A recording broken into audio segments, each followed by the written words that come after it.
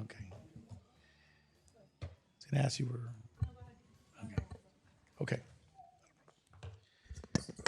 Okay, ladies and gentlemen, welcome to the City of Doral Council Zoning Meeting. Today is Wednesday, March 23rd, the year of our Lord 2022, 6:04 p.m. Madam Clerk, please go ahead and call the roll. Councilman Oscar Puig Corvée. Here. Councilwoman Claudia Mariaca. Councilman Pete Cabrera. Present. Vice Mayor Dina Cabral. Present. Mayor Juan Carlos Bermudez. Present. Mayor, you have quorum. All please rise, face the flag, and join us in the Pledge of Allegiance.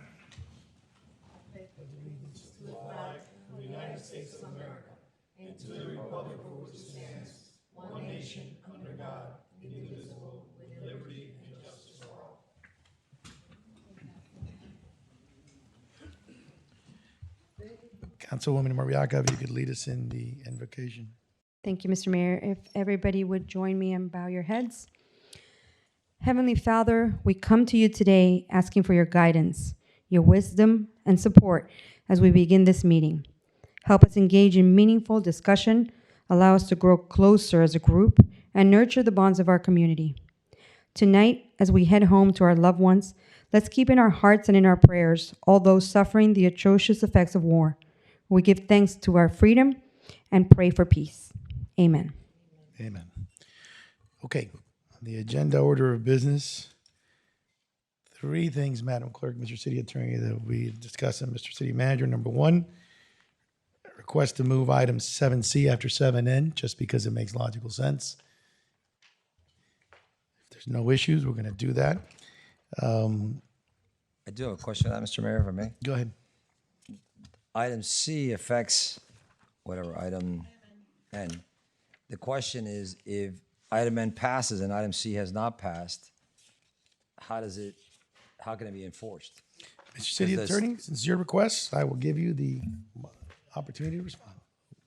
At some point, we would have to establish permit rates. So if item N were to pass this evening and the resolution which establishes the schedule of fees does not pass, then at the next meeting, we would have to proffer a brand-new resolution with fees in order to allow the ordinance passed by the council to become effective. Okay. Two other items, two are laid down items. Number one is the Miami City Ballet is requesting to do their gala. We'll discuss it in a second, but we first have to agree to have it as a lay down item. They're agreeing, they want to do their yearly gala event here in the park. And it's a request from them, so we don't have enough time before our next council meeting to respond to it. No And then- objection. Any problems? If there's none, then it'll be the first, we'll put that as the first item that we'll discuss. And the second one is a request from me we're going to give the key, hopefully give the key to President Macri, former president of Argentina, who will be visiting next week. Obviously, the council will be there. We'd be there as a council. He is visiting South Florida now more than ever that Latin America is becoming a little bit more left. I think it would be great to, for the first time having a former president visiting Doral, make a decision on giving him the key. So I'd like to add that in for discussion, and we can make the decision. If there's no objection, then Madam Clerk will put those 6, I guess. Right, okay, after 6B, all right? 6B and C, actually. Okay, so, and ladies and gentlemen, welcome.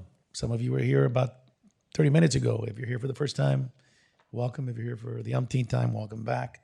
Just a couple of very basic rules today. You will be able to speak during the general public comment portion to anything that you choose to speak to. Bless you, whoever's sneezing. And when we bring up the item for discussion, I will also open up to public comment before we go to presentations by the applicant and discussion by council and staff's recommendation. 3 rules, very basic, actually 4 rules in this case. Number 1, we would ask you during the items that have public hearings to fill out a comment card. If it's just a general comment on that item, it's white. If you're in favor, it's blue. If you're opposed, it's yellow. Please also state your name and address for the record before you speak. Second of all, we are in March. We are all enjoying the NCAA tournament. We're watching the Canes go into Sweet 16. There's a clock up there. You have 3 minutes to tell us what you think. We'll give you a little bit more time, but once you hear the buzzer, I'm going to ask you to please wrap up. And number 3, you have a right during the general public comment portion in particular, and during the times that you speak to a specific item, to make comments, even negative comments about myself and my fellow council members, the administration, of any of us. And you even have the right to make a comment about your spouse, your significant other, your kids, if you're on your nerves, if you're a new grandparent, also about your grandkids. But you must do it respectfully. If you don't, the gentleman in the back with the dark blue uniform is going to tap you on the shoulder and ask you to step outside, because we want to be respectful. We want to make democracy work. Everybody has a right to opine. Now, also, Madam Clerk, you're going to need to swear in a number of people. Yes, And towards we the will public do that. hearings. We will do that after the first 2 items. Okay, so we will now open it up to general public comment portion. Anybody who would like to speak at this time, please come up, state your name and address for the record, and give us your opinion within a short, succinct, and concise manner. There is no Jeopardy music, but let the record reflect no one has chosen to speak at this time. Reference the general public comment portion. Madam Clerk, let's go to the next item. The next item will be item 6A, the Proclamation for Education and Sharing Day. Okay. Who wants to take this? You want to do it, Madam Motion to Clerk? approve? Motion to approve by Councilman Cabrera, seconded by Councilwoman Cabral, Vice Mayor Cabral. And is there any discussion? Okay. All in favor, say aye. Aye. Any nays? Let the record reflect it's unanimous. Next item, Madam Clerk. Mayor and council members, we're now going into the lay-down items. The first item will be the lay-down request for the ballet. I'll read the resolution into the record. A resolution of the mayor and the city council of the city of Doral, Florida, approving a special event permit to host a Miami City Ballet annual fundraising gala to be held at downtown Doral Park, located at 8395 Northwest 53rd Street, Doral, Florida, 33166, on Thursday, April 7, 2022, from 7 p.m. to 12 a.m., providing for implementation and providing for an effective date. Okay. I think there's a memo that you have from our planning and zoning. Motion to approve. Okay, motion to approve by Councilman Mariaga, seconded by Councilman Puig Corvey. Are there any questions of? Just a quick question. I haven't had a chance to go through it. So basically, this has already been approved by staff. Is that correct? Good evening, Mayor, Vice Mayor, council members, City Attorney Manager, Madam Clerk. The application's in the process of being reviewed by staff and the different departments in the city. Okay, so basically, this is approval subject to permitting. Correct. Correct. And they need to pay a late fee too, right? Is that correct? They have a late fee also applied to So the it'll be permit. applied, even if we love Miami City Ballet, but we need them to follow the rules. Okay, if there's no other questions or comments, Madam Clerk, call the roll. Motion to approve made by Councilwoman Mariaca, seconded by Councilman Puig Corvey. Yes. Councilman Puig Corvey. Yes. Councilman Cabrera. Yes. Vice Mayor Cabral. Yes. Mayor Bermudez. Yes. Motion passes. Next item, Mayor and council members, will be the next lay-down item will be the key to the city request by the mayor. Yeah, the former president of Argentina will be in Doral next Thursday, I believe, April 7th. And it's an opportunity for us. I've never met him, but I think it's great to have one of the leaders that actually represents our philosophy of a democracy in Doral. So I think it would be proper to give him the key to the city. I don't know if the event will be here at City Hall or it'll be somewhere in Doral. And obviously, everybody will be invited. So I'd request that we support giving the key to the city to former President Macri. Motion to approve?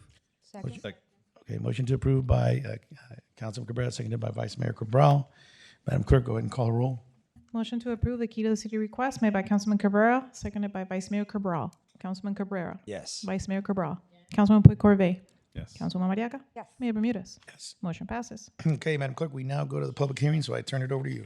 Yes, if you will be presenting testimony or speaking on any of the public hearing items on Section 7, please stand up, raise your right hand, and repeat after me. I do solemnly swear or affirm that the information that I'm about to present shall be the truth and nothing but the truth. Thank you very much. First item, item 7A. A resolution of the mayor and the city council of the city of Doral, Florida, approving / denying the site plan for a car wash to be located at the northeast corner of the intersection of Northwest 27th Street and Northwest 87th Avenue pursuant to section 53-184F of the city's land development code and providing for an effective date. Okay, The public comment portion for this item is now open. Anybody who would like to speak to this item, please come on up. Not necessarily the applicant or staff, anybody else. Come on up, state your name and address for the record, and give us your opinion in a short, succinct, and concise manner. 3 turns of the gavel. Let the record reflect nobody has chosen to speak. I'm going to turn it over first to staff, and then we'll go to the applicant.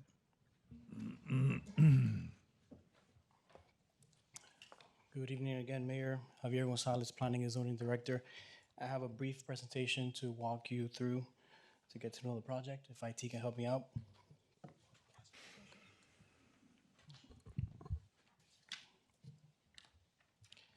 The applicant is National Express Wash LLC.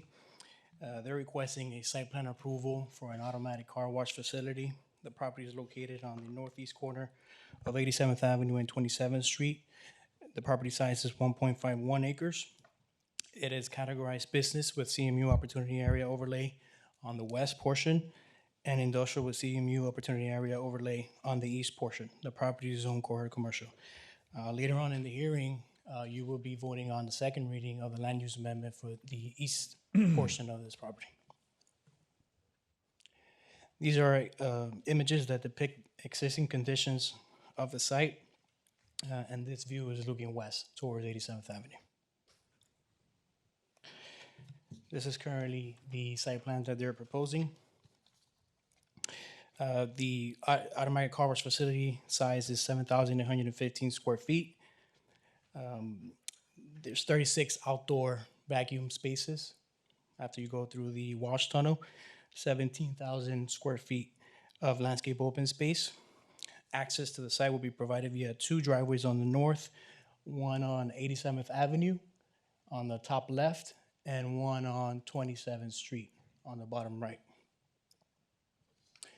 These are the building elevations proposed by the applicant. The building materials consist of smooth stucco, fiber cement accent siding, aluminum storefront, and metal awnings, louvers, and doors.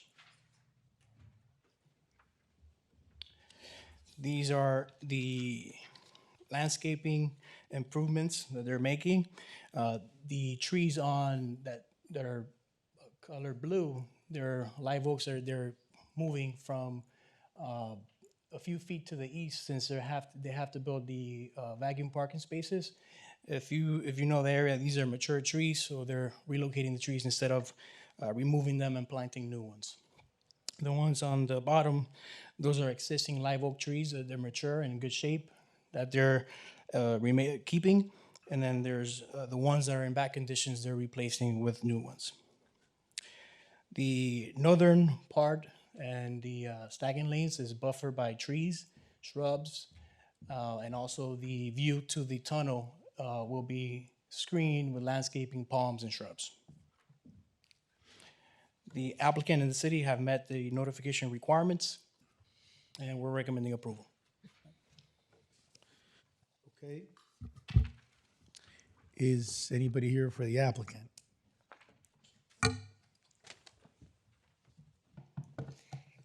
Good evening, everyone. My name is Tracy Slavens. My address is 701 Brickell Avenue, Suite 3300, and I'm joined here this evening by Justin Landau from National Car Wash, El Car Wash. I also have a brief presentation that I'd be happy to share with you, although Javier covered a lot of it. If we could bring it up on the screen, I'll walk you through it very quickly. There's another item on the agenda later this evening for a small-scale land use amendment for the eastern portion of this property. This is just to clarify that that is what we show as a future out parcel on our site plan, and that's about 1/3 of an acre. The whole property is currently zoned corridor commercial. That land use amendment is being done to make sure that the land use and the zoning are consistent for the property. Javier did show you the site plan, but this gives you a little bit more detail about the future out parcel. We expect that it'll be likely a coffee shop or a restaurant, and it will have access from the east side and share the main driveway entrance for the car wash as well, and it'll connect to both the alley and to 27th Street. As you can see on this plan, the entrances for the car wash are well away pretty much as far as possible from the intersection of 87th Avenue. And we provide adequate stacking for about 20 cars in the queue lanes. Another 8 cars can stack inside of the space between the pavement location and the tunnel, and then another 6 cars fit within the tunnel. So that makes for a total of 34 cars. A typical car goes through the car wash cycle in 45 seconds. And so we don't expect to have 34 cars here at a time, but if we do, we can clear them out in a matter of minutes. This is a close-up so you can see it a little bit better. But the idea is that the north-south driveway on the eastern portion of the property is what's used for the access to the property. Can I interrupt you a second since you're on the screen so I can Yes. ask a question, maybe they can answer? I was on the June the other day, and there's an L car wash there just off the 836, just south of it. There was cars backed up on Lejeune for about, I don't know, 10, 15, 20 cars. What's the do you know what the stacking capacity for that one was? Or do they know? I don't know if it's the same owners or not the same owners. Or, It is the same owners, and Okay. he is here who can answer that question for you. Give your name and address. Justin Landau, 2831 South Bay Shore Drive. That store has about 50% of the stacking capacity of this store. Okay.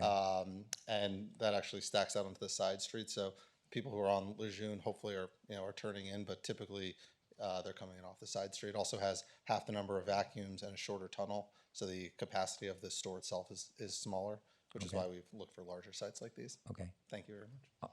When you put it back up, I'm going to have another question. You could leave this up. Okay. Okay, so the main entrances to this are on the drive, because off 87th, there's no entrance Correct. directly into the car wash area. So they're gonna come in off of 27th Street through that driveway. They're coming from the east. Is there a left turn lane off 27th to go in there? No. No, it's right in, right out only. Okay, so they're gonna come in right in, and then the ones that are coming at 87th, if they wanna go in, they're gonna go on that road behind the building that's right next to the Mr. Gyros or whatever, and come down that road, and then they're gonna come in from the north on that east driveway. That's to come in correct. to get into the thing. So if they're gonna so they're gonna stack, then they're probably gonna stack on that street there before they have all that. Technically it's not put as a stacking, but I'm saying they're gonna come in from the north side.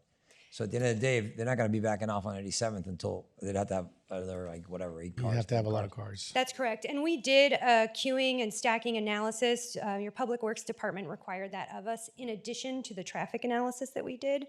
And what they observed was typical storage is about 20 cars at the maximum peak hours, which happen to be Tuesdays and Saturdays. And none of them did they observe more than 20 cars at a time. The vacuum cleaners, which we'll address that in a minute, there's 36. So every one of these parking spots that we see here will have a vacuum in front. Is that basically it? Yes. So the car is going to come out the tunnel, and when they come out the tunnel, they may not vacuum, but if they want to, if they're going to vacuum, they're going to come out to the east and go out there at 27th, correct? That's correct. And if they're going to vacuum, they're going to go, and once they vacuum, they either can go back out that way, or they go out to the back road over there, That's correct. and then go out onto 87th Avenue. Okay, but it'd probably be easier to come back. 35, right? Correct. 35 34. vacuums? 34. Mhm. Okay. So the other question I have on the vacuums is that we received an email today. Yeah, before you go on with that, and we move on the next ones, let's let the applicant finish the presentation and move forward. Since there is, Okay, let go him ahead, answer the go ahead, question, go but ahead, this is finish. ex Okay, go parte. ahead, go ahead. So I'd like everybody on the council Yes, which who had any ex parte communication to please state it at this point. At this point, I had an email today, which I know we didn't ask the question before, and I will be bringing up the topic of it in this discussion. That's all. I also received an email from a manager of a rental community. And to add to that, I did call the manager back as a response to the email, and I mentioned I'd be asking the questions tonight. I received the email also. It will not impact my decision on this item. Mr. Mayor, as well, I received the email. I also had a conversation with the applicant, and it will not impact my decision today. I received the email. It's not going to impact my decision as well. And I'll add that it won't impact my decision, but Won't impact my I'm going to ask decision. the questions. Okay, so let's go back now, since we've already change the protocol, but not on the next item. Next item, let's wait till the applicant finishes, then we'll move forward. Go ahead, Councilman Cabral. No, well, whatever. I mean, if you want to finish the presentation, I think Sure, you're going to I address think that. I'll Oh, but address it's your pertinent. It's question. pertinent. I think the question is going to be about. Yeah, that's why since we're talking about space and vacuum, that's why I brought it up. I read it and it did, noise. The first project we denied in Doral years ago was a project they were going to build a residential next to Hellman's, and we had a lot of complaints about the refrigerated units they used to from Costa del Sol. So we just thought it was incompatible with the surrounding use. In the last reading, I hadn't thought about this, so it does concern me. I think it's a valid concern because otherwise we're going to be faced with a lot of complaints later on, which doesn't make any sense. Sure. So. I have some information for you about both the vacuums and the dryers. I'll start with the vacuum since that came up first. So this is the schematic, pardon the formatting, but the schematic for the vacuum that's used. This is the motor, and it's provided by the developer, the manufacturer of the vacuum contraption.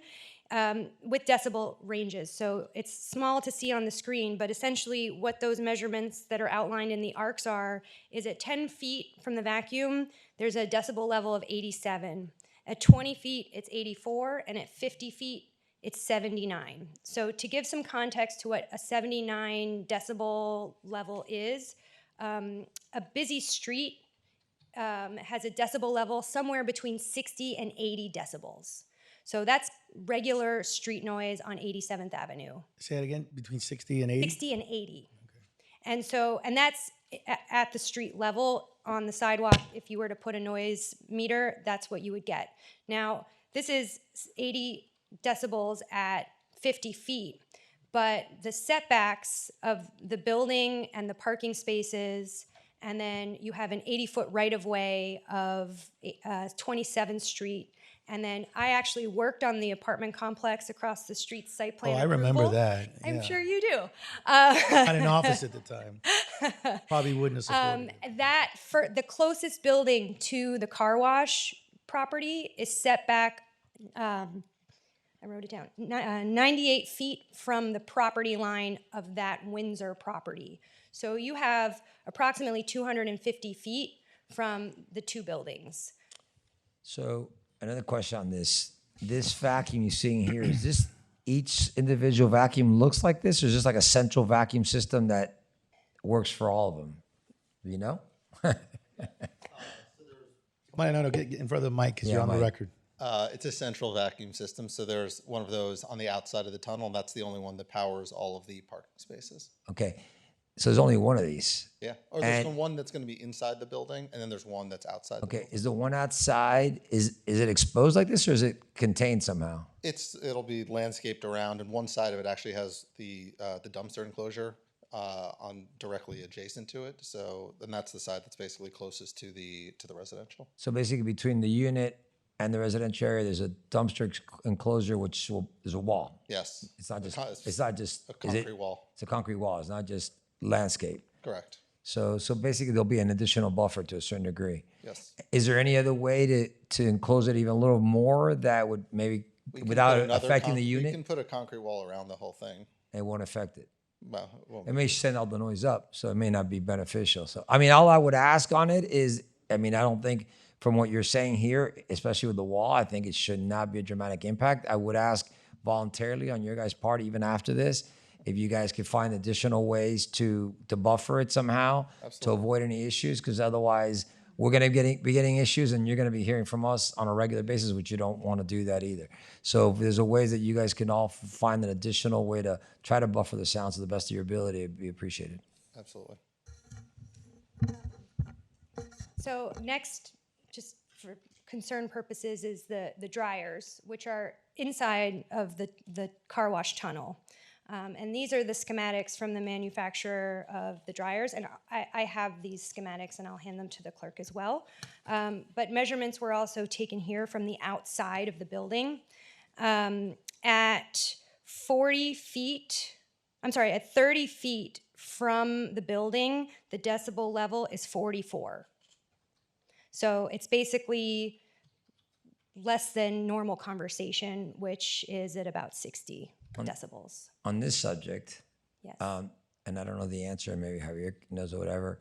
We had an issue a while back with a restaurant over in Midtown Doral that the blower to get the kitchen out, it wasn't necessarily the motor that was creating the noise.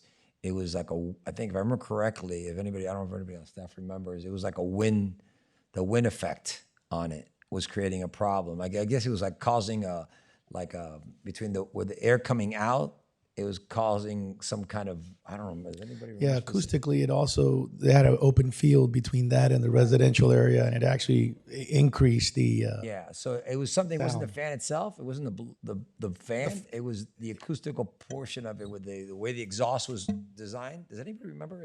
Was the exhaust? It was in Midtown. Yeah. It was Midtown an Doral. issue because the way that it was located, Right. the sound was but I think being it was amplified. also just the way there was the I'm just trying to. I don't know if that's the case. I maybe told them totally different, but just I want you to be aware of that. I want So to raise your flag before, and so you may want to be looking into it. yeah, and that's going to be at the east end of the building. So I pulled up just the car wash floor plan for reference. It's basically across from the handicap parking spaces, more or less. And if you see here, we have a lot of trees and landscaping at that end of the property. I'm just saying. So it'll help buffer. I'm just saying that Yeah. it's not. You have the decibel readings show low. What I'm trying to tell you is just again red flag to Yes. keep an eye on and address that because again you don't want to address it after the fact because it becomes a nightmare for you. So if you Understood. can address it before while you're doing this, you may avoid a problem later on. If it's on the east end, is that what you just said, Ms. Lavens? Is that correct? Okay. Yeah, because the dryer is going to be on the way out. Yeah, I would say this is this will be our 18th or 19th car wash that we have built in South Florida. Will be our 13th in Dade. We're also making this our corporate headquarters. So as obviously in making an investment in Doral for ourselves just to be here. So from a sound perspective, we wouldn't locate our headquarters in a place where we would expect that to happen. And, Okay. And from all the sites that we have to date, that sort of issue has never come up. We have other issues, but that's not one of them. All right, good. I didn't get that far in my presentation, but I'll show you the elevations again. So this is a 2-story building, and the car wash operation is intended to be on the ground floor, and then above you have the office space. It's approximately 3,200 square feet of office that will be for management and corporate operations, which I think is a nice addition. It's not just your typical car wash, 1 story, in and out, whatever. El Car Wash is invested to be here and to make Doral their home and to grow their business from here. And as Justin said, they wouldn't put their offices over the car wash use if it was going to be disruptive to their operations. I think, if I may, Mr. Mayor, having the corporate offices there, I think it's going to, I think the main thing is for you guys to understand that it might be a work in progress when things come up, Yep. So having you guys right there, I think you guys are going to be the first ones to notice it. So that's a good thing. So I'm going to place a motion to approve. Thank you. Before we go on, I do have a question. Hours of operation. Yes, it's 6, Come on up, Justin. Come on up. 7 a.m. to 9 p.m. ideally. Because I think that obviously the evening, we don't want it too late. And you're saying 7 o'clock, is that what you normally do in these other? Our current stores are open 7:30 a.m. to 9 p.m. We're probably going to extend hours to 7 a.m. to 9 p.m. just given the interest and demand, and people go to work early. And so, we were trying to serve the community that has to get to work by, 7:30 or 8. So easier for them to come earlier. What is the breakdown on people? I mean, I don't know. Obviously, in your business, you know your business better than anybody else. Do people mostly, well, I guess in this case, what you're saying is because there's a large commercial area where people go to work, you're assuming that if they're going to clean their vehicles, it would be when they're coming in or going out also. Is that correct? Yes. Okay. Okay, I don't have any other questions. Any other questions? Yeah, just is that hours of operation? Is that part of the approval or no? That's just intended No. use. No, it was not part of the request. So you can stay until 11 if you want. Yeah, that's one of the issues. Then let me come on up to our much vaunted. I'd also ask our staff. Look, the noise issue many times becomes an issue because of the hours that it's that it's occurring. I'm not I probably wouldn't have been in favor of, would not have been in favor of what occurred with the residential is there. But the hours of operation to me are, it is important because at 11 o'clock at night, you know, you may have your office closed, but the people are still trying to get to sleep. Sure. Yeah, we're a function of traffic count on the street. So by 9 p.m., most people are home. And for us, it's not kind of economically justified because people don't wash their car or vacuum at midnight or 12 o'clock. You know, that's just not the normal usage habits. So we're exclusively a daytime operation, and you know we're closed by 9 because we also clean the store after, which takes 2 hours every single night. So closing later would just be too much of a burden on our staff as it is. Come on up, Mr. Gonzalez. I would ask you in the future when you have a project like this to take into account issues like the hours of operation, whether it's a Publix and the trucks dropping stuff off, or whether it's a car wash. If it's adjacent or even close to a residential area, I think you need to, with new projects in particular, look into that when it gets to you before it gets to us. And I'm just curious as to, did you ever have any discussions about the hours of operation? Yeah, our comment initially in the first review, our concern was the equipment from the car wash, and the applicant's response is that the cutoff line for the business is at 9 p.m.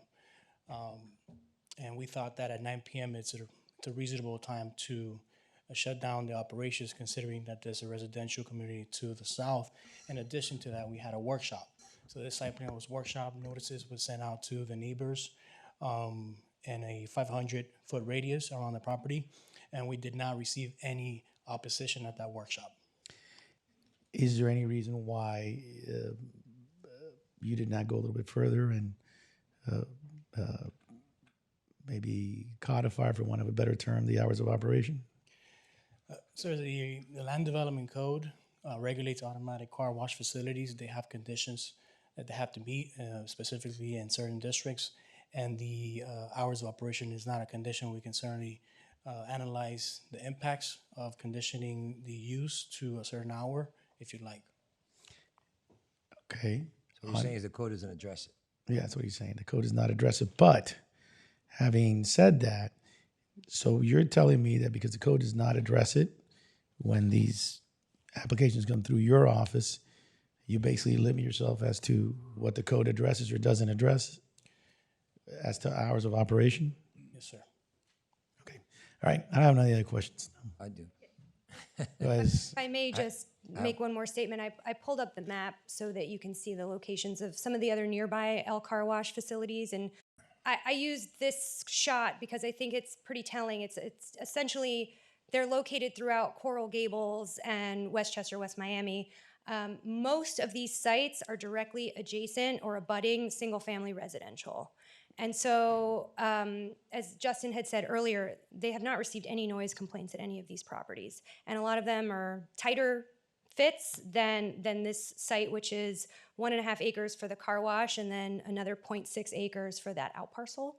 And separated by a road and landscaping and other areas between buildings. In these cases, a lot of these sites just have a fence or a wall between the back of the car wash and the single family homes. So El Car Wash does its best to be a good neighbor. Clearly they've looked into finding machinery that's state of the art so that it does not create a nuisance. And although your code does not regulate hours of operation for the automatic car wash use, you do have nuisance and noise control regulations in the code, which we will follow. I have a question. Go ahead. The cleanup, I'm now concerns me too, because that's 2 more hours. How noisy is that cleanup?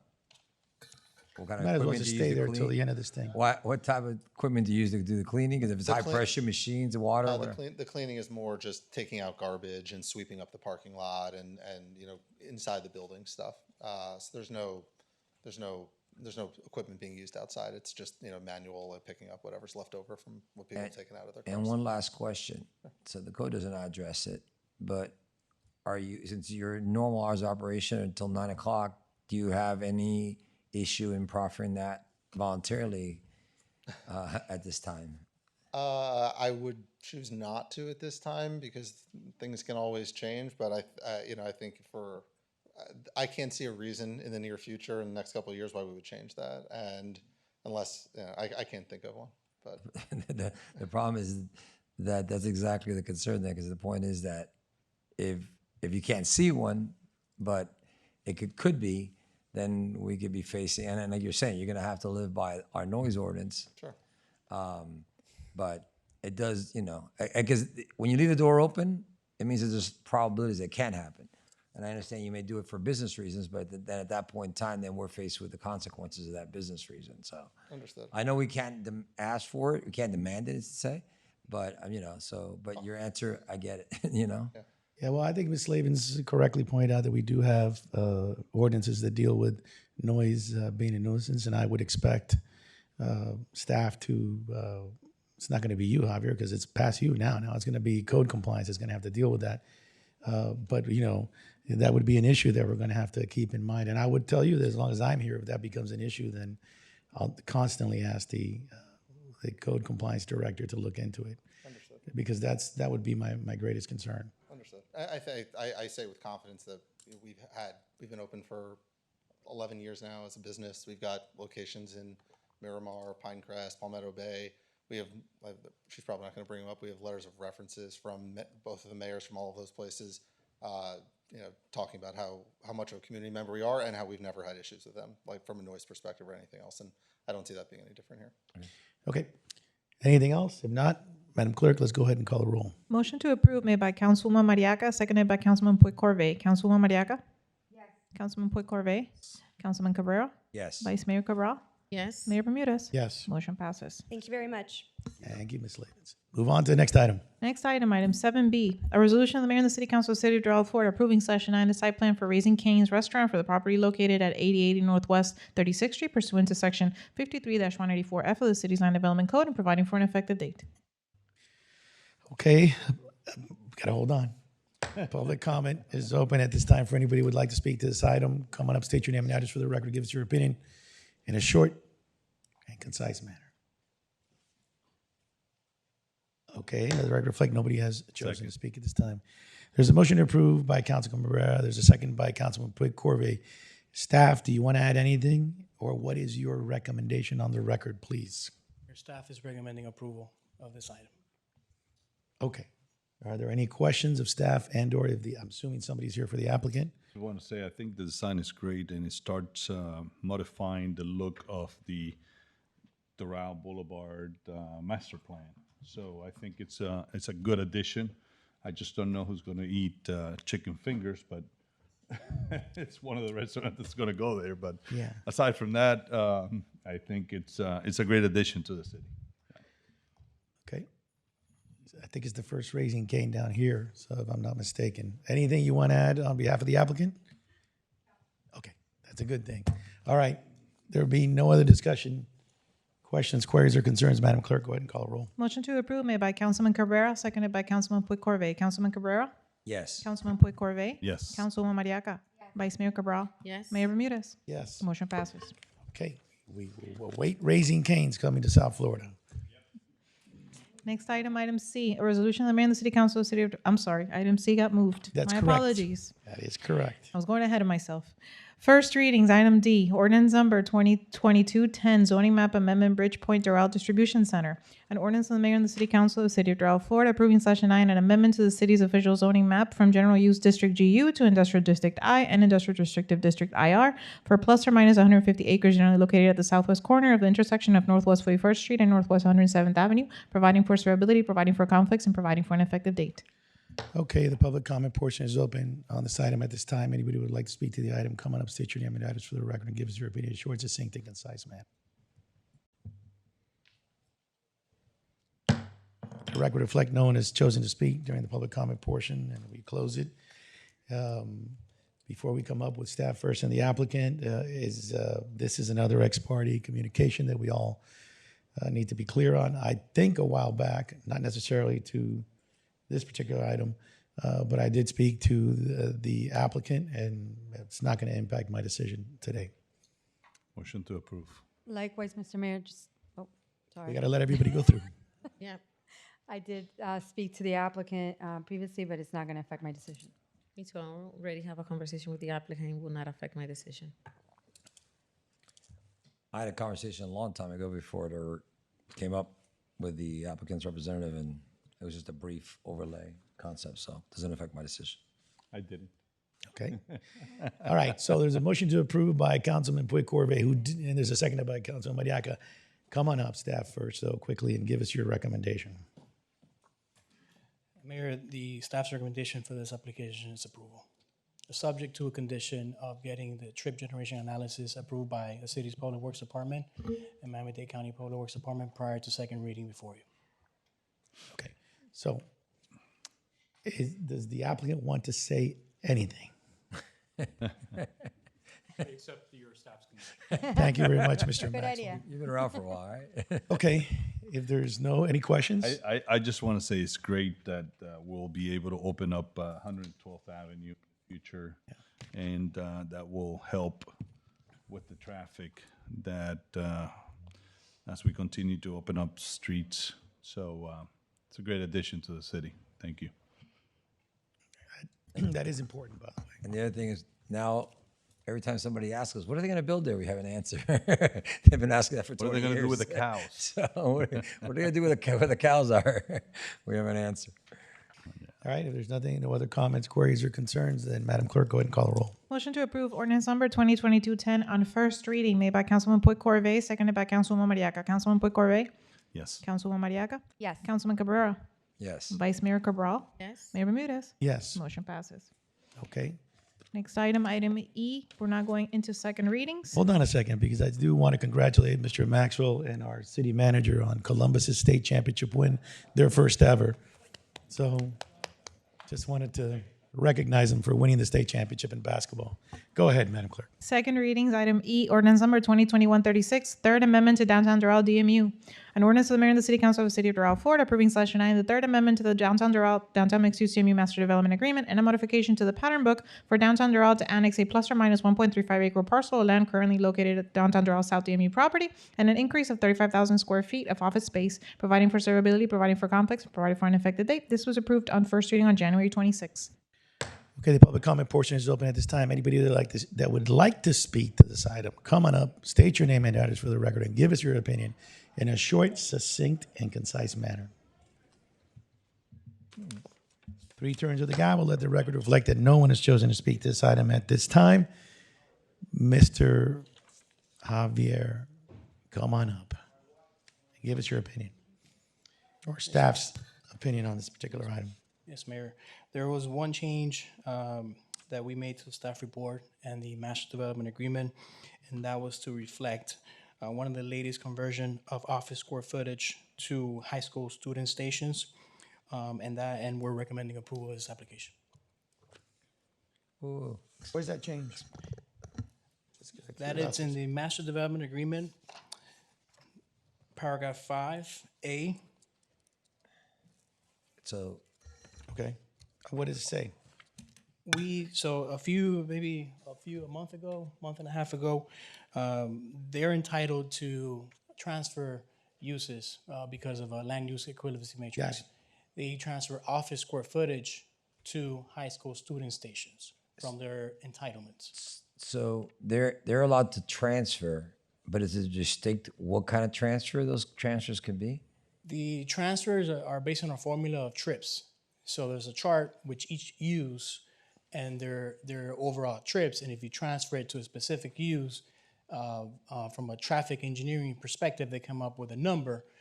So if you transfer 1,000 square feet of office, that would equal to X amount of student stations. So my concern in that statement is that it almost, so you're saying is they're requesting a transfer of that office to high school student stations. No, that transfer can be done administratively under the master development agreement language, and that was done maybe a month and a half ago. First reading of this item, we didn't reflect that on the entitlements chart that spell out the number of residential office. What I'm asking you is, the request was already made to change it, and it was already done administratively between first and second reading. It was What I understand you Yeah. say is that it was done between first and second read administratively, So- but the chart is the only change. Is that correct? I can't, do you, My applicant? point is that if the change was requested is because there's an idea of bringing more student stations. There is, but I just want to, I that just want can- to see the exact dates of So the my transfer. concern with that statement is the fact that, and I know technically administrative you could do it, but my understanding of administrative changes are if there is no significant impact. The change, I mean, you're talking about trips, but the impact of traffic from a school is significantly higher than any office. I don't know who did the study contrary to that, because I live it every day. The only traffic we have in downtown Doral comes from schools. And the high school, different to the old days where especially if there's very small parking, you know, people used to drive their own cars to school. That seems to be not the case anymore. And the backup was on 54th Street. I mean, I haven't seen it lately because I haven't been back there, but I've seen backups all the way from 79th almost to 87th Avenue. So if a high school or school were to go, and we need the student stations. My concern is the location of this land in particular. A school there would be, I can't even imagine the impact to 87th Avenue, because this is right abutting 87th Avenue. No. Just to clarify, Councilman. So the transfer from office to high school student stations is for additional students in the upper charter school, not a new school next to 87th Avenue and the transfer property that's subject of this application. For the high school. Okay, so it has nothing to do with this application then. It has to do with the application in the sense that there's entitlements in the So the chart. entitlement that this has, they're going to transfer it over there. Is that what you're saying? They're going to add high school student seats. Yeah, but Why this don't you say it parcel, that way? what does this parcel have to do with the student seats at the other parcel? Isn't this the one that's over on the east part of town, or am I missing? That's correct. The modification, and I guess. I mean, on this, is this 35,000? This is 1.35 acres. Where's it located? 'Cause I'm confused with the map I saw. Come on up. It's on 87th Avenue, approximately 51st Street. So what does that have to do with the high school? I don't get it. The transfer parcel that they're receiving has nothing to do with the office square footage transfer to a high school student stations. We're just reflecting it in the staff report and in the master development agreement. So that's approved today has the latest entitlements of the development program that have been modified administratively. But why are we mixing two things together? Why are we bringing up that topic and mixing it in with this? I'm confused. Why wouldn't we address both? If you're going to do a change, if you get that transfer, why wouldn't that be? You don't even have to tell us about it. You said you could do it administratively, so why are we addressing it now? It's the part I'm confused. Okay, if I may clarify that. So Vanessa Madrid with the law firm of Holland & Knight at 701 Brickell Avenue. So the purpose of the application is twofold. We're transferring the 1.35 acre site from downtown Doral South Right. to downtown Doral. And with that, we are transferring the entitlements associated with that parcel, which are 15,000 square feet of office. So as part of this application, there have been conversions throughout the years since the original approval of the master development agreement and its amendments that have been done administratively pursuant to the land use equivalency matrix, following the maximum number of trips allowed and permitted. Just for the record, some of those changes I don't agree with, and I don't think they should have been done administratively. So I'll put that on the record. So that's why I'm bringing this issue up. So they've been done throughout the years, following the land use equivalency matrix that's approved under the development agreement. The maximum number of trips has not been exceeded. So when you do a conversion, it's a simultaneous decrease of a use to an increase of a certain use, but the maximum number of trips expected will not be altered. And so because there have been multiple conversions over the years, we thought it'd be a good opportunity to clean up the master development agreement and update the development program with what's existing today. So it reflects what's currently been approved over the years. But updating the master development agreement has nothing to do with the transfer of this parcel from one unit in downtown South to Because the development agreement had to be updated anyway to reflect So I the think it should- increase of 15,000 square feet of office and the decrease of 15,000 square feet of office from downtown Doral South, we decided to update the development agreement program to reflect all the changes that have been made to date. Okay, again, I think I see them as two. And the legal DMA? description of the development agreement needs to change, as well as the pattern book. So this is a collective. What happens to the student stations, and I'll let you continue to say, what happens to the student stations additional student stations you want at the high school if this property is not transferred to from downtown to all south? It's unrelated. It's two separate requests. First, we're reflecting the transfer of the parcel, and second, we're updating the program to reflect all the conversions. If you didn't transfer this property over, it stayed under the south, the student stations, you still have the right to do that because you have Correct. You have enough. Those have been approved administratively. We just want to have a master development agreement that's up to date Mr. Mayor? on the record. Okay. Go ahead, Councilwoman. No, I just think just to make it easy. Although it has nothing to do with what we're talking about today, you guys were just giving us information to clarify what's going on the record that's being cleaned up, correct? Correct. Okay, that's it. But it is here. It's on the exhibit. It's one of the exhibits. Yeah. Because they're just they just want to give us information of the clarity, but it's not, it doesn't have to do with what they're requesting today. It's just going to be part of the agreement. I mean, you can clarify it, Mr. Attorney, if you can, please. Well, I was actually going to answer the councilman's question because I think the master development agreement has certain contractual rights that the developer has. So typically, when you think about an administrative change, you're analyzing it whether it's a significant impact or not, or a significant change. In this case, that analysis doesn't take place because they have a matrix and they have the rights in the agreement that allow them to do it. So these changes have been made pursuant to the agreement, and now what they're doing is just reflecting it, updating the agreement so that we have a flexible document that shows all the different transfers that they can contractually make. Okay. And that's why I was asked the question. I assume that because of the matrix. My question is still, I think to incorporate it as part of this kind of thing, I think it's muddies the waters more than clears it. They're two separate issues. We're not approving that tonight. Are we approving that new MDA? The stuff that's in the changes? No.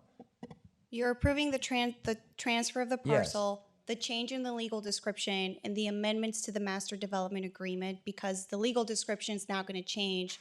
The boundaries of the DMUs are now But in the changes shifting. to the what you're telling me is since the master development agreement had to be changed anyways, other things updating had to it. be shown here. You go ahead and took advantage of it and put that in there, Correct. and it was administratively reviewed. Okay, whatever. All right. Yeah. Mr. Gonzalez, why don't you take the mic?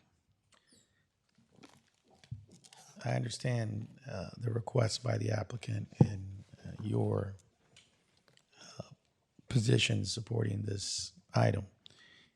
Having said that, since we administratively, or the office administratively, has agreed to additional student stations, is that correct? That's correct, sir. How many? It's 200 high school student stations. And when you did that, did you take into account the traffic that we have right here outside of City Hall that is rather burdensome to the businesses and even people getting in and out of City Hall?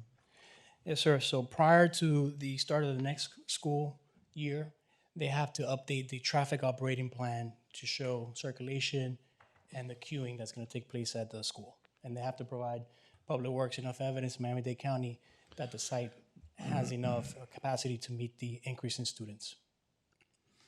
Okay. I mean, again, I'm going to go back to something that's very important. You really are the person at the front of the line of this process. And these are things that are very important from the public policy side. Anybody that's here at about 2 o'clock in the afternoon, 2:30, or early in the morning knows that sometimes the backup is, rather extensive. I'm very happy that the school is very successful. I'm very proud of the fact that the school is here. Apparently, every single elected official or former elected official tries to get their kid in the school. But having said that, the people that have businesses there and the people that live here and the people that come through here, sometimes have a very difficult time. So I hope that, when you had those discussions, you think about some of these things, because it seems to me that by the time it gets to us, some of these decisions obviously you don't get the call. We do. It's just a reality. And I've told you that before. I'm going to reiterate it to you now again publicly. I've told you privately. You don't have to deal with the people that sometimes are complaining about this, sometimes correctly, sometimes not correctly. But I think that as you move forward in your role, we really need you and your office, and some of them I hope are here tonight, to start taking to that under consideration. And there are things like staggered times for people to come in and out, other things that you can do that before it gets to Miami-Dade County and before it gets to just a traffic study or a queuing study. So I'm going to support the item because it's needed anyways, but I just hope that you keep that in mind because, it's frustrating it's frustrating sometimes to go out there and see those vehicles, you know, stacked up at 2 o'clock. And by the way, the businesses have complained in the past because they got to get in and out, So, anyways, Yeah, they park on the side, on the other side of 79th Avenue, waiting for the kids. Is this change of seats specific to any grade level within the high school, or they can choose any grade level? It's not specific to grade levels. Okay. I mean, I understand, and this is why a while back I actually asked for a revision of the PUDs because the PUDs and this master development agreement comes out of that time period where we're basically now hands tied for things that were done a long time ago under an agreement, and that's why I started seeing this happening. And like this is one of those typical things that in theory it sounded great, and then in practice it became very complicated, and we see repercussions such as this that. Basically, from what I'm hearing, our hands are tied because a matrix was created. You could exchange one for the other. And even though I've come to learn that sometimes study could say one thing and the impacts are totally different. The real impacts are totally different. So the paper will hold almost anything. And any engineer will come up, can configure it in a way, I guess they can come up with anything. Having said that, so you're saying that by next school year, they got to present a traffic pattern, it has to pass the county, it has to pass us or whatever. What happens if it doesn't? Because I don't see how it can, because in reality, it's already failing. It's not right now. It can't, and there's no on-site stacking. There's no stacking anywhere else other than our public roads. So how are they gonna, what if they failed and there's no extra student stations? If they don't have the stacking capacity, what you're telling me is they can't put the student stations? If they don't meet the condition of getting a traffic operating plan approved by the city and the county, the transfer of students goes back. Right now it's 1,500 with the transfer. If they don't meet the conditions of Public Works Department, they go back to 1,300. So they were already given without even having proven that they had the capacity, the ability to satisfy those requirements? As one of the conditions of the transfer, since they were in the midst of the school year, we applied that by the next start of the school year, that they would have to provide a traffic operating plan, an updated one. But my question now is, if it's a condition, why would it have not been a condition prior to granting the right? Because you had to grant them the right because of the matrix? I believe the students are already occupying the school, sir. They're already occupying the school without the traffic. They already have have the 1,500 students? No. That I don't know the exact amount, but the enrollment was needed due to some communication between them and the school board. Additional enrollment was needed.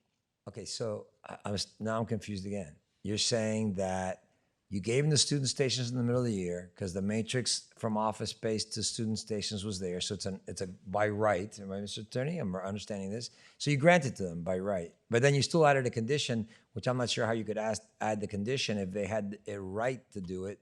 What's the legal basis for adding the condition for the public works? Because you still can take into account impacts.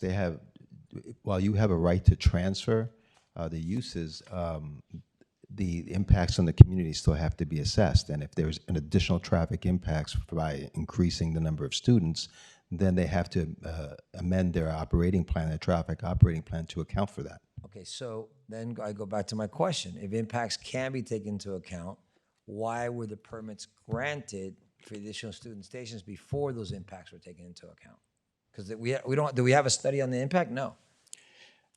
We do have a traffic operating plan with the Public Works Department, But with the additional student stations? not with the additional, that's a condition of the, So why was it even granted until that was satisfied is my question. because the students were operating, the student stations were in the school. How? They didn't have the permit to do it. How did they have the additional student stations if they didn't, if we had not granted them the permit? And you're telling me the permit could be subject to impact. So you're telling me they were operating illegally in violation of, It wouldn't necessarily be illegal at times, and I would have to defer to our Public Works Department. You're given an amount of time to do the study. So if the county and our Public Works Department are fine with the queuing analysis coming at a later date, then it wouldn't be illegal. But what I'm hearing, I'm just hearing mixed messages. If I get the right answer, then it's fine. You're telling me that we granted them the permit because they already had the student stations there. I'm confused. And then, so that they had the student stations already, the students were already there without the expansion of the permit by was there in violation? Am I understanding corrected? Okay. How many students did they have before you granted them the extra students? They were allowed 1,300. Okay. And you gave them, and you're telling me they already had 1,500? No, No, once they- the transfer happened, it increased to 1,500. Then they increased the student station to 1,500. Correct. Okay. So what you're saying is that they can give them those 200 extra subject to further analysis of impact. So if the impact is too much, then it gets taken back.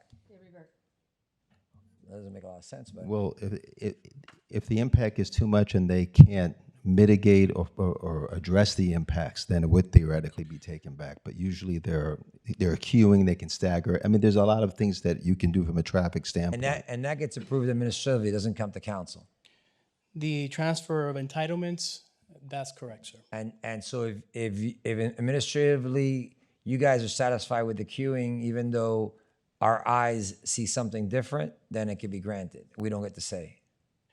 I mean, do you tell me that they added queuing, but still the cars are stacked on 54th Street to 87th Avenue, it's telling me there's a problem. Then that may be an enforcement or them following the traffic operating plan to the T. But it's failing already. That's what I'm trying to tell you. They don't. It's already failing. I will say there is some internal queuing because Yeah, but it's failing. So I'm trying to tell you, how can you come up with a plan if you can't even mitigate the current impact?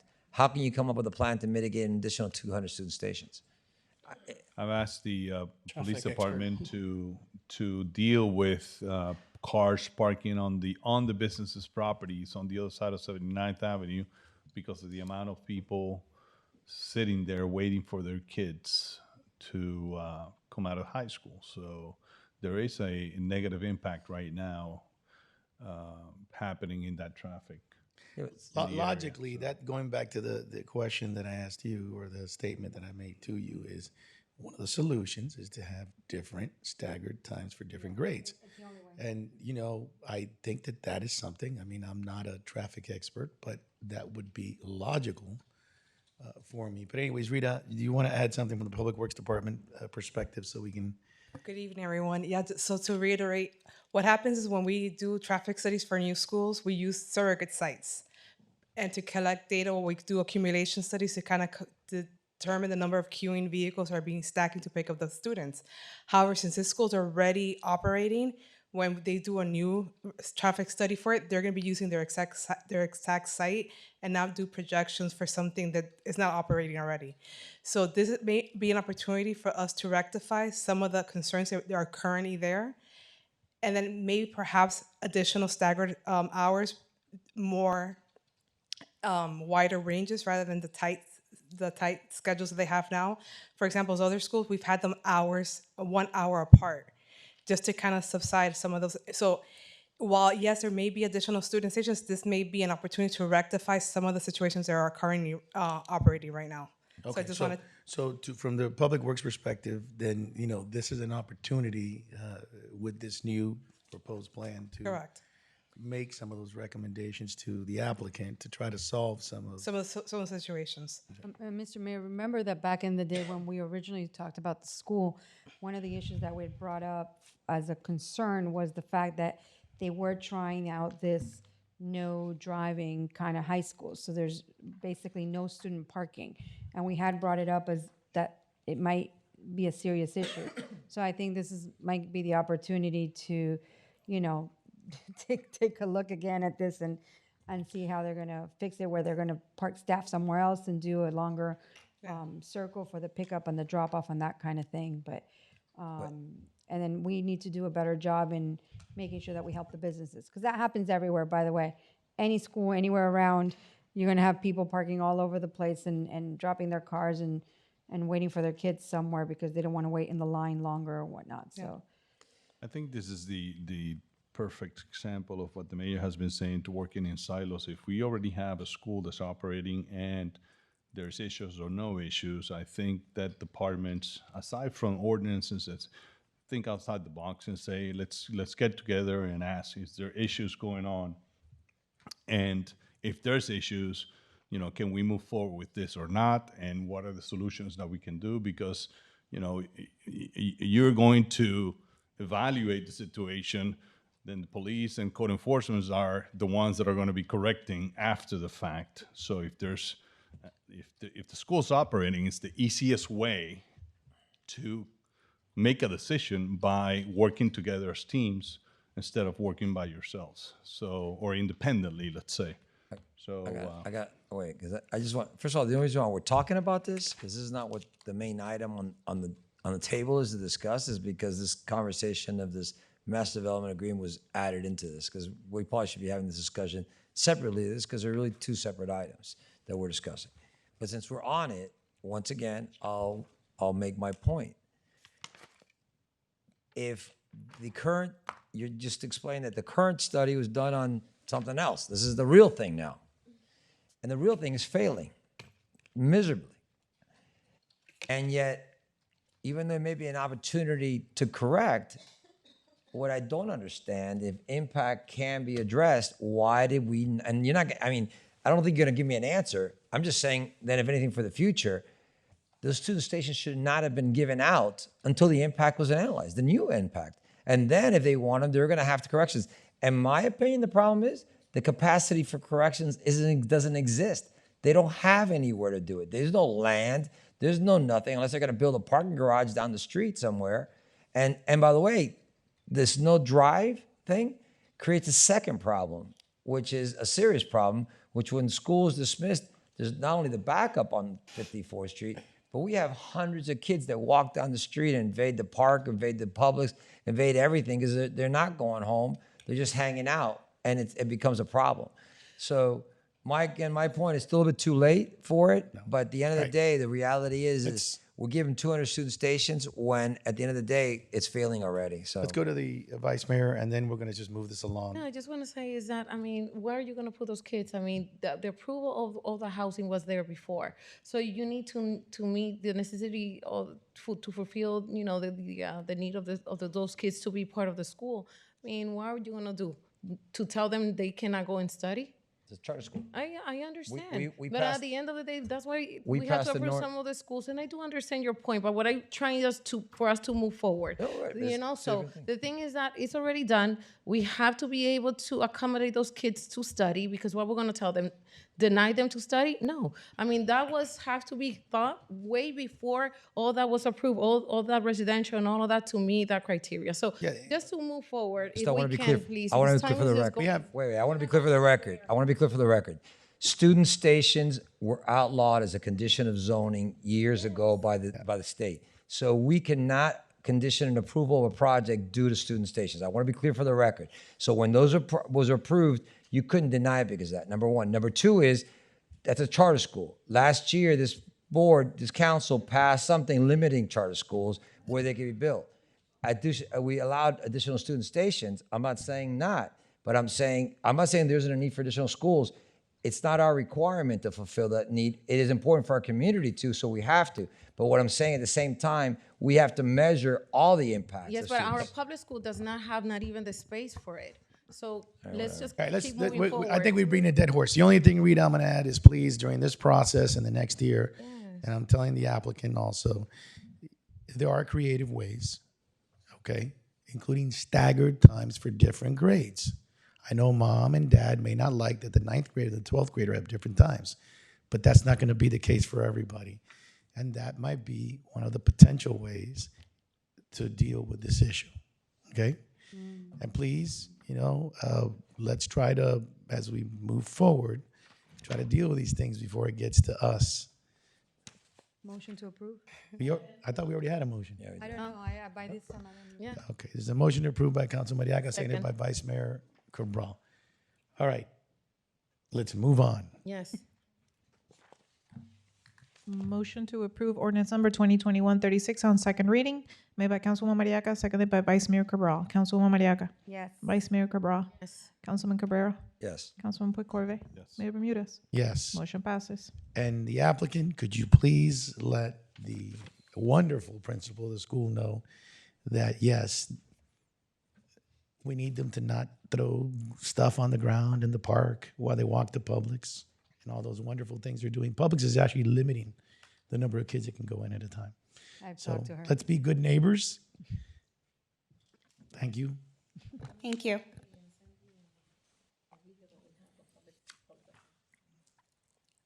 Okay. Next item, item F. Second reading, ordinance number 2021-37, First Amendment to Downtown Doral South, DMU.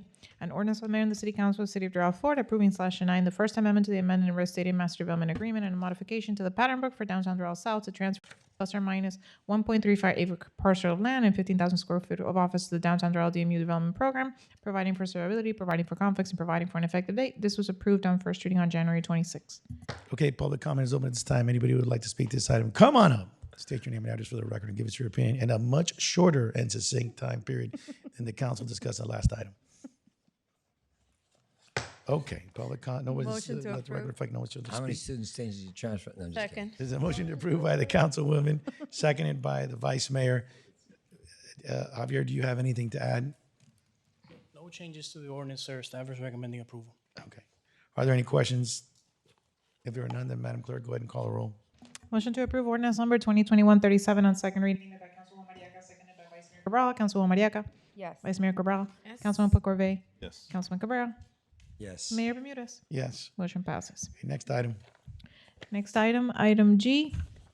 Ordinance number 2021-38, Doral the Core District Plum Amendment. An ordinance of the mayor and the city council of the city of Doral, Florida, approving /9 an amendment to the future land use map of the city of Doral comprehensive plan, renaming Doral Design District Core land use category to Doral the Core District, consistent with policy 2.1.2 of the future land use element, and eliminating the downtown mixed use and community mixed use opportunity areas from the FLUM. Authorizing the transmittal of the FLUM Amendment adoption package to the State Land Planning Agency in the Florida Department of Economic Opportunity and other required governmental reviewing agencies pursuant to the provisions of sections 163-3184 Florida statutes, providing for suitability, conflicts, and an effective date. This was approved on first reading on October 27, 2021. Okay, the public comment portion is open at this time. Anybody would like to speak to this item, coming up, state your name and address for the record and give us your opinion in a short, succinct, and concise manner. Public comment portion is closed. Let the record reflect no one has chosen to speak to this item at this time. Motion to approve. Motion is approved by Vice Mayor Cabral. Is there a second? Seconded by Councilman Mariaca. Are there any comments, queries, or concerns of Mr. Gonzalez at this time? Oh, sir, the item was sent to the state for review. They've approved it, and no changes have been made to the ordinance. Okay. Questions, comments? There being none, Madam Clerk, go ahead and call roll. Motion to approve ordinance number 2021-38 on second reading, made by Vice Mayor Cabral, seconded by Councilwoman Mariaca. Vice Mayor Cabral. Yes. Councilwoman Mariaca. Councilman Puigcorve. Yes. Councilman Cabrera. Yes. Mayor Bermudez. Yes. Motion passes. Okay, next item, Madam Clerk. Next item, item H. Ordinance number 2021-39, Doral the Core District Comp Plan Text Amendment. An ordinance of the mayor and the city council of the city of Doral, Florida, approving /9 a text amendment to the city of Doral Comprehensive Plan, Future Land Use Element Policy 2.1.2, entitled Doral the Core District, modifying permitted uses, eliminating retail and service percentage restrictions, and establishing total number of residential dwelling units permitted, eliminating the community mixed-use opportunity area land use category, authorizing the transmittal of the text amendment adoption package to the State Land Planning Agency in the Florida Department of Economic Opportunity and other required governmental reviewing agencies pursuant to the provisions of Section 163-3184 Florida statutes, providing for suitability, providing for conflicts, and providing for an effective date. This was approved on first reading on October 27, 2021. Public comment is open at this time. Anybody who would like to speak to this item, come up, state your name and address for the record, and give us your opinion in a short, succinct, and concise manner. Okay. Public comments closed. Let the record reflect. No one is chosen to speak to this item at this time. Okay. Any questions on this? Is a motion to approve by Councilman Mariaca, seconded by Councilman Boyd Corvey. Questions, comments, queries, or concerns? There being none. Madam Clerk, call the roll. Motion to approve ordinance number 2021-39 on second reading.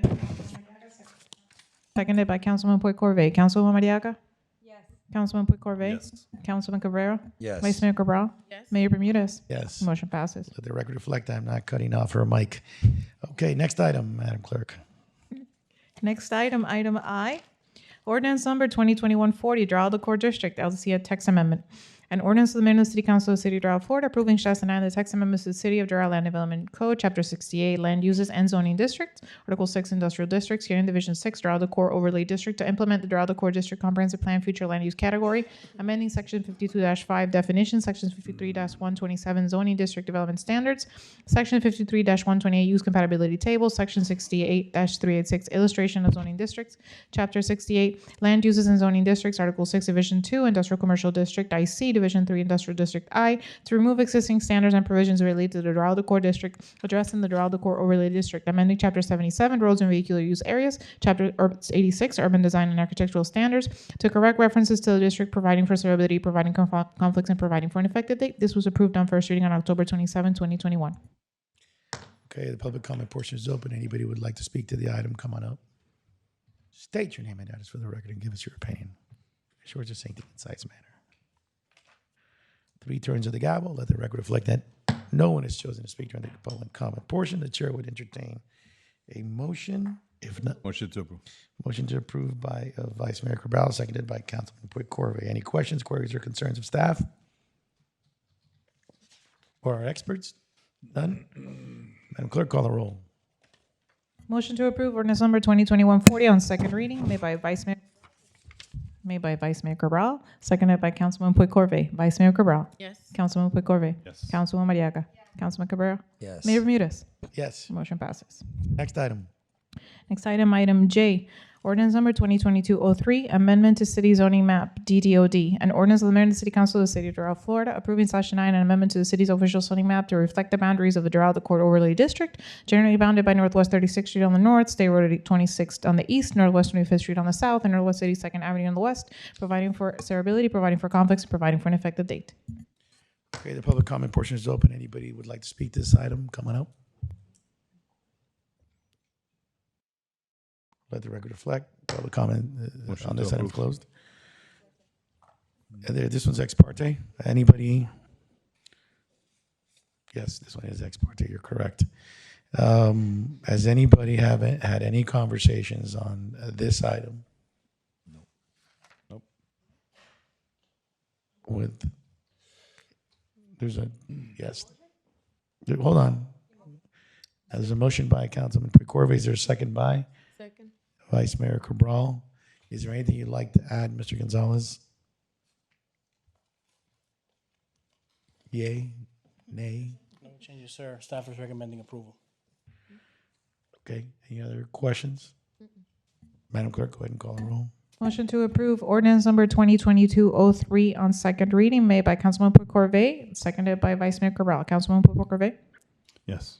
Vice Mayor Cabral. Councilwoman Mariaca. Yes. Councilman Cabrera. Yes. Mayor Bermudez. Yes. Motion passes. Okay, thank you very much. Next item. Next item, item K, ordinance number 2022-04, miscellaneous supplementary regulations, alcohol ordinance revision. An ordinance to amend the City Council of the City of Doral, Florida, approving /9 a text amendment to the City of Doral Land Development Code, Chapter 74, miscellaneous supplementary regulations, Article 4, alcoholic beverages, to revise alcoholic beverage regulations, providing for incorporation into the code, severability, conflicts, and an effective date. This was approved on first reading on January 26. Okay, the public comment portion is open at this time. Anybody would like to speak to this item, state your name and address for the record. Give us your opinion in a short, succinct, and concise manner. Public comment portion is closed. Comment. Let the record reflect. I noticed that one of the strikeouts on page 11, on section A of the page, after it says 11 p.m., it says retail stores may make sales of beer and wine in sealed containers for consumption off the premises during such hours as the stores legally remain open for the sale of other goods. So I thought of convenience stores inside the gas stations, and I took the time to call those stores, and right now they are open 24 hours in the city of Doral. So by approving this this section where it says package stores only, generalizing the stores as package stores and closing at 1, we will affect those current businesses that are open 24-hour, which normally provide goods through a window after certain hours, especially the ones that are inside gas stations. So I don't know if we can make an amendment to it as we approve or not approve this ordinance. What is it that you what propose? where is this? On the ordinance. Why don't page you tell me 11. where it's at? What you're saying basically, your concern is that by By doing approving this, this- that then the, We're gonna ask the convenience stores inside the gas stations to close at 1 and not allow them to open like they are right now, 24 hours. will not sell alcohol. Not sell alcohol, I'm sorry, Right, not open. they and can close, open, I'm but sorry. they just can't sell They alcohol can't after sell a certain alcohol, and time. right now they can. So you want to re-add the strikeout? You want to Just specific to those. To the retail. So you want them to sell all night long?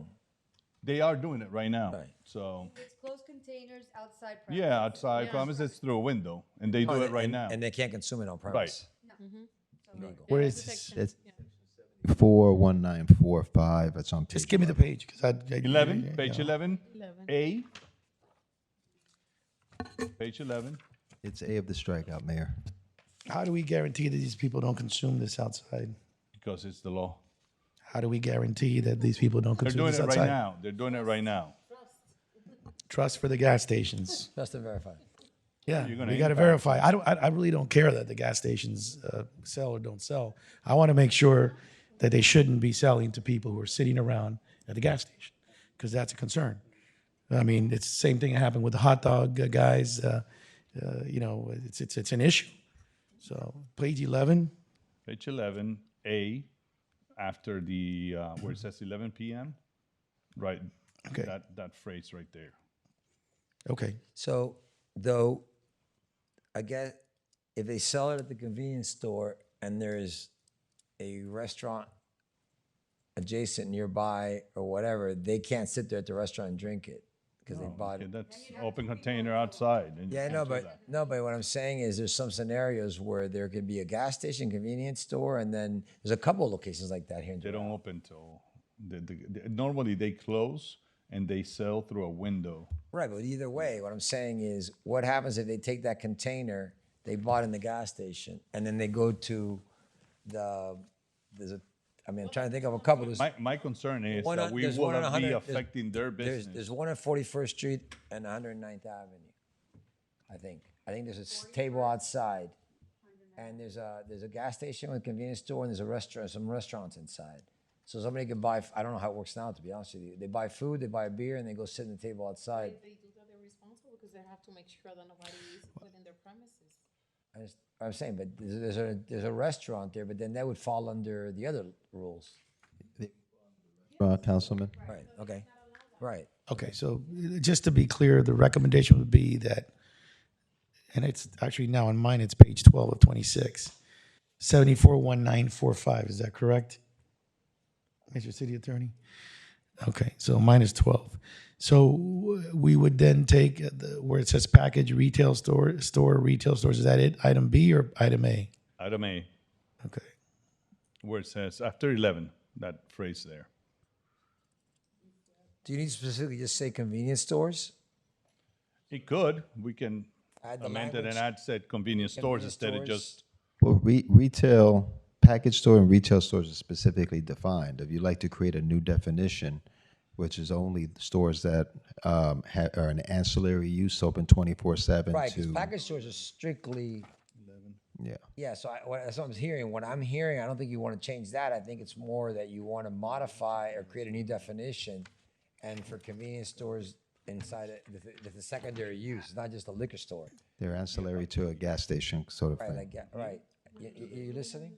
I got you. I got you. I'd have to, Satisfies I can create your- it. I can create Because it. what we're saying is that there's package stores that then you want to control those, but what you're saying is, so put actually different definition for That's fine. convenience stores when it's secondary to in other words, beer selling there is not their business. It's gas and convenient. And then so would that address the concern then?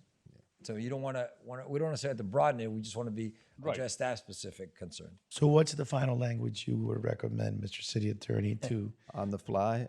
Sure, sir. I will,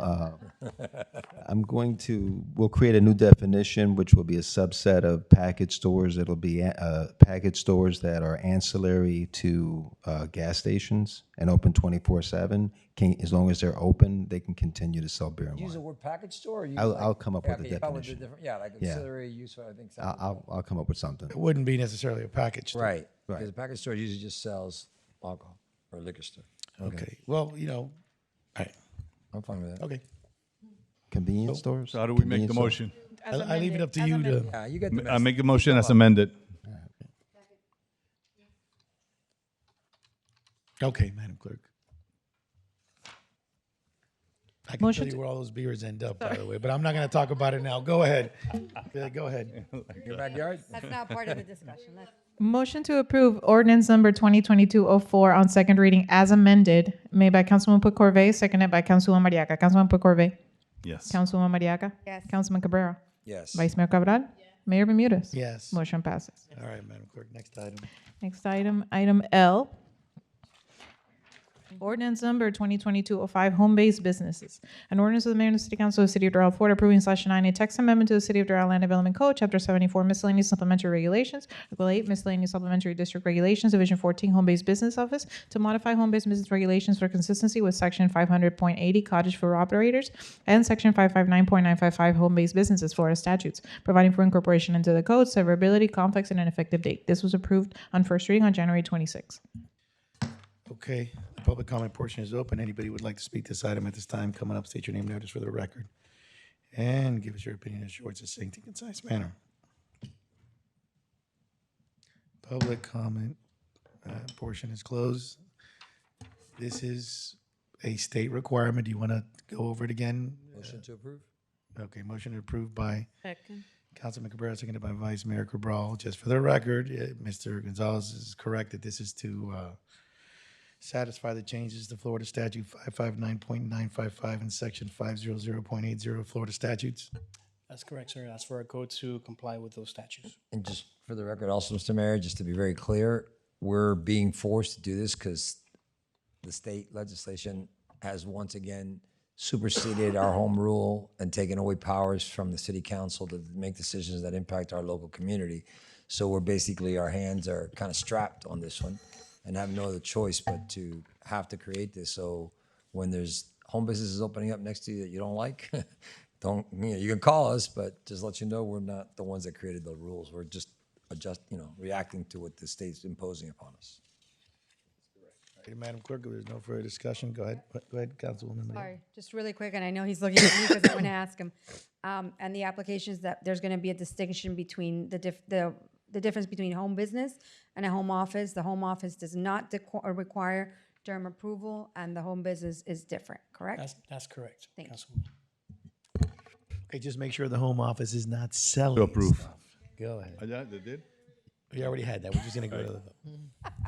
We got this. Lost track. By the way, the next thing is gonna be the home office pretending to be the home business pretending to be the home office. So I hope that you guys stay on top of that. Go ahead, madam. Supposed to be busy. Motion to approve ordinance number 2022-05 on second reading, made by Councilman Cabrera, seconded by Vice Mayor Cabral. If I may, point of clarification on the point, is home office defined as not doing business with the outside world? Is there a difference between home business and home? Is home office being defined as someone that has an office at home but does not do business with the outside world, basically, directly? It's not Like receiving he has no client. customers coming to the house, or not necessarily? Not in the current ordinance, Councilman, is not defined. Remember that everybody's going to have to apply anyway. The difference is going to be Yeah, but going the through question, Durham. Yeah, but is Durham making, do we have the power to make that distinction? Is Durham making that decision? And do they have a definition? I don't know if Durham has a definition, but based on the information we received from the applicant on the application form, they're going to select whether there's to be a home-based office or home-based business with additional details. Okay, so you, again, not you per se, but the department needs to do at that point your job and make sure, because you know how it works, that there is, that you're clear onto what is what, okay? Yeah, I think if you don't define it, then how do you define what they're picking as being? Because I mean, like Durham, for example, would imagine is because there may be bathroom use, and if there's people coming into the house and exhibits, so maybe we're saying you don't have to go to Durham, but based on what criteria do we have Mr. Cerny, do we? Yes. Councilman, what I'll do is I'll sit down with the planning director. We'll look to see what the county's definitions are, because in order to make sure that a home office is not required during approval, we're going to need to, reconcile it and make sure that we meet that definition. So what we I should mean. be guided by the county's That's what I'm definitions. saying. Because we could say it, but if they're going to require it anyways, then okay, that's cool. So we're. All right, let's go ahead. Continue Madam roll Clerk. call. Motion to approve ordinance number 2022-05 on second reading, made by Councilman Cabrera, seconded by Vice Mayor Cabral. Councilman Cabrera. Yes. Vice Mayor Cabral. Yes. Councilwoman Mariaga. Yes. Councilman Puig Corvée. Yes. Mayor Bermudez. Yes, Motion passes. next item. Next item, item M, ordinance number 2022-06, El Car Wash Land Use Amendment. An ordinance of the mayor and the city council of the city of Doral, Florida, approving Section 9, a small-scale land use amendment to the city of Doral comprehensive plan future land use map by changing the land use for designation from industrial I to business B for plus or minus 0.30 acres for the property generally located on the northeast corner of Northwest 87th Avenue and Northwest 27th Street intersection, providing for saleability, providing for conflicts, and providing for an effective date. Okay, public comment portion is open on this item at this time. Anybody would like to speak to this item, coming up, state your name and your address for the record. Okay, let the record reflect no one's chosen to speak. The public comment portion is closed. Before we go on, this again requires an ex parte. I received the email from a resident. It will not impact my decision. Not a resident, from the, I believe it's the manager of the property adjacent to this, to the applicant. And it will I not also impact received it, the decision. and it will not impact my decision. Same. Okay. All right. Motion to approve. There's a motion to approve. Second. Seconded by, motion approved by Councilman Cabrera, seconded by Councilman Puig Corvée. If there's no other questions, queries, or concerns, all in favor, let's go ahead, Madam Clerk, call the roll. Motion to approve ordinance number 2022-06 on second reading, made by Councilman Cabrera, seconded by Councilman Puig Corvée. Councilman Yes. Puig Corvée. Yes. Councilwoman Mariaga is not present at this time. Vice Mayor Cabral. Yes. Mayor Bermudez. Yes. Motion passes. Okay. We move on to the next item. Next item, item N, ordinance number 2022-07, billboard reduction incentive program. An ordinance of the mayor and the city council of the city of Doral, Florida, amending Article 6, or requirements of billboard signs in Chapter 80 of the city's Code of Ordinances by adding Section 80-314, billboard reduction incentive program, providing incorporation into the code, providing for saleability, providing compliance, and providing an effective date. This was approved on first reading on February 9th. Okay. The public comment portion is open at this time. Anybody who would like to speak to this item, please come on up, state your name and address for the record, and give us your opinion in a short, succinct, and concise manner. Okay, let the record reflect no one has chosen to speak to this item at this time. Before we begin this discussion, I would ask, and I thank one of the representatives of the entity that was here last time for his prior comments during the LPA, but I would ask that everybody take into account, let's keep this civil, let's make our comments not personal, but specific to this particular application. So, come on up, Mr. Gonzalez. Yes, sir. Mayor, there have been no changes to the ordinance. Staff is recommending approval. Okay, no changes. All right. Does the applicant want to say anything else besides what was stated before?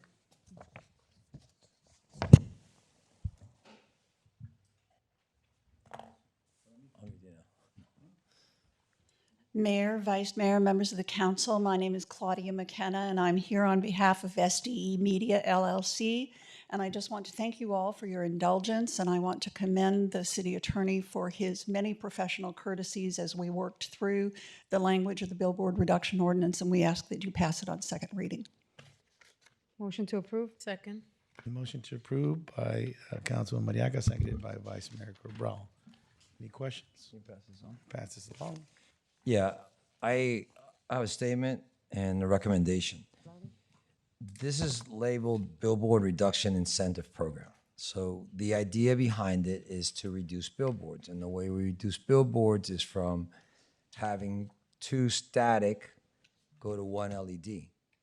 The problem is that the current language doesn't really do that because it's giving the right to someone, even though they don't have the right to build a billboard, to convert the possibility of a billboard that doesn't exist and is not permitted to become an LED.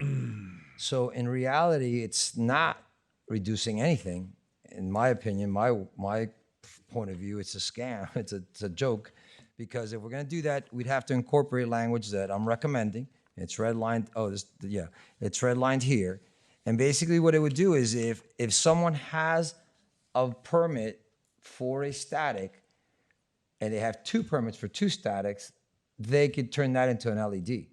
But there has to be a permit, not just the right to build one, but the ability to build it, which means that there's possibilities of billboards, but they haven't been permitted. So once something is permitted and there's 2 statics that exist, then I have no issue turning those 2 statics into a billboard. Because if not, the label of this billboard, this ordinance is not real. There is no reduction. You can't take something that doesn't exist and say, I'm going to give up something that I don't have in exchange for something different. Is that clear? I mean, basically, if you have 2 permits, then you could turn those 2 permits into 1 LED. You can't turn the right to build a static into an LED. Otherwise, it just really doesn't exist. There is no reduction, and that's the case. I made that argument last time. This time I provided language that would say that. Last time it passed. I imagine it'll pass again. But again, I think that to use this language of a billboard reduction incentive program when there is no real reduction required in the ordinance is not true. We're being misleading to the general public. So I state my case. That's it. Okay. Motion Wait. to approve. Yeah, There's already a motion. The only thing I'm going to say to that is, gotta talk louder. the only thing I'm going to say to that, and I understand your point of view, Councilman, but from my perspective, when you reduce a billboard, there is a reduction, even if it's been permitted or not. So I'm not sure that it's there might not be a more creative, specific title, but I do believe that it does. And from my perspective, the reason why I was supportive of these changes is because you would still be giving up your right to a billboard, period. So I understand your concerns, but Just for the record, there's a possibility of 5 more billboards based on spacing. And then whatever 12 years has been that we allowed those have not happened because I would imagine the possibility of getting those lands to build the billboard isn't available, including the one site that's too close to the major highway, which is why it's not allowed. So in reality, there doesn't seem to be the ability to get an additional permit. And so to say that we're going to give up a permit ability to when it doesn't seem to exist, once that it exists, then you are reduced. Someone has 2 statics now, they could turn in those 2 statics that are permitted and turn them into an LED. That's a reduction. And there is statics. There is entities that own 2 statics. They could turn 2 of those in for an LED, but to turn in one that doesn't exist with it, they might one day, which I don't seem like it's going to happen because there's one parcel, which is the applicant that's requesting this, mainly the person that's really requesting this change, and tried before. That one, they have a piece of land that they haven't been able to use. So this is their way of having to say, okay, well, I'm not going to use it. I might as well get some benefit of one of my other statics and turn it into an LED. So if someone has an additional permit, or whoever 2 existing permits exist, then you are reducing. But when you're saying the possibility of one day, the day they get it, they can come forward and present it. And then we'll reduce 1 static. And if we want, we can add language that will refund the permitting fees to that new site, we'll refund it. But the reality is, if there isn't a permit, there is no billboard to reduce. It's a figment of somebody's imagination, the possibility of one that doesn't exist. So I'm just saying, listen, last time council passed this, I know why, but what I'm trying to say is we should change at least the name of the ordinance, because there is no reduction in billboards unless there's a permitted site allowed. Even if there's no billboard on it, then you can permit it, then you can exchange it. That's it. I won't I make got it- you. I won't- understand. I just respectfully disagree. I think there's still a reduction. I mean, I don't know why I'm not going to speak to any particular individual, why it hasn't happened. It may have been market conditions, may have been failed negotiations with landlords. But either way, I still consider it, from my perspective, the goal is to, in our agreement that we have, is that correct? We have an agreement? Okay, so if that agreement, you would still reduce the maximum number of billboards, correct? The agreement has an entitlement to 12 billboards, so they would be giving up an entitlement. Okay, the entitlement is still given up. The potential to have a billboard is still given up. Whether they can get it or not, okay, that's fine. Aside from the discussion, I just want to thank the gentleman from Lamar for coming up and addressing the board earlier. Thank you so much. Yeah, thank you very much, by the way, because I do think that it was not necessary for you to welcome you to the city or for you to come into the city with that type of situation. Madam Clerk, do we have a motion? Yes, sir. And a And second. what is the motion? A motion to approve. No, I think the council made a motion, didn't he? Councilman Cabrera made a motion. No. No, Councilman Cabrera stated his point on the record. That's correct. Stand corrected. Yeah, it's a little, even our city attorney was confused. The motion, that's why I want you to clarify it. Councilman Cabrera made a comment, reference to his opinion on the documentation that he provided us. But the motion is, Madam Clerk, To approve. okay. Motion to approve to ordinance number 2022-07 on second reading. Made by Councilwoman Mariaca, seconded by Vice Mayor Cabral. Councilwoman Mariaca. Yes. Vice Mayor Cabral. Yes. Councilman Puig Corvée. Yes. Councilman Cabrera. No. Mayor Bermudez. Yes. Motion passes. Okay. Next item. We're now going back to the resolution, item C.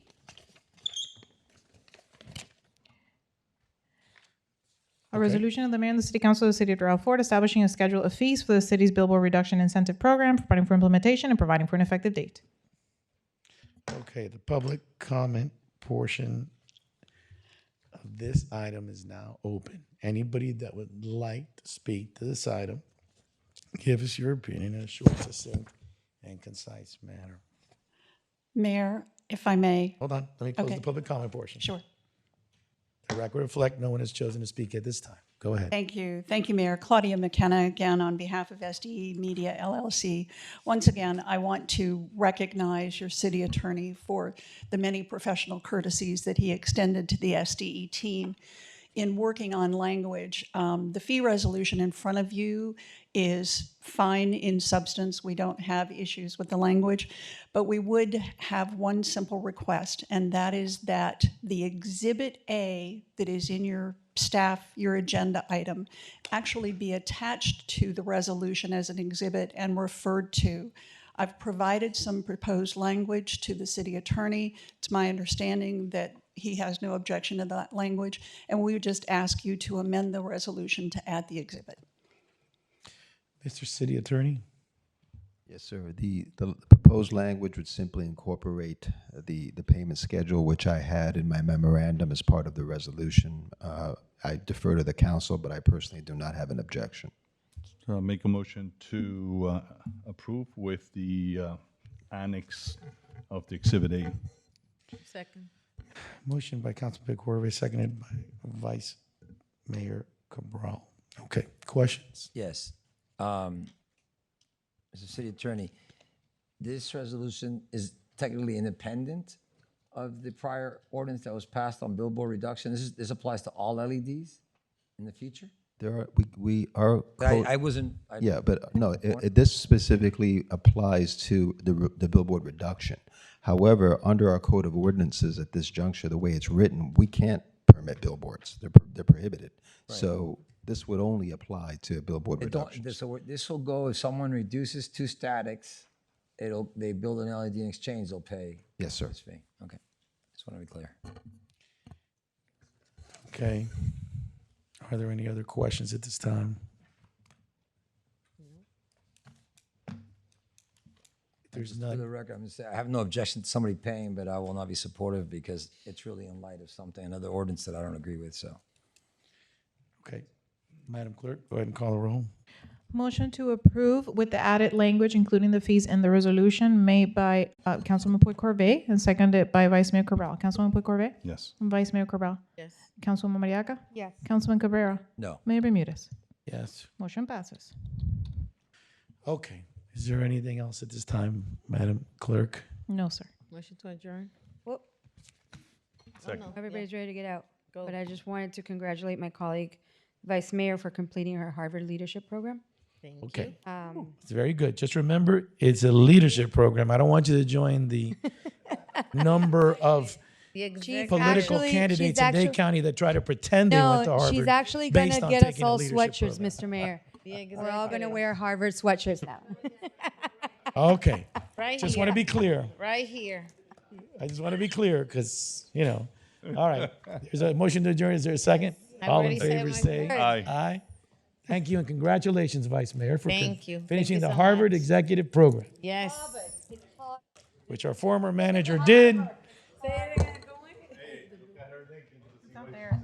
I don't know where it is. I know. I realize that.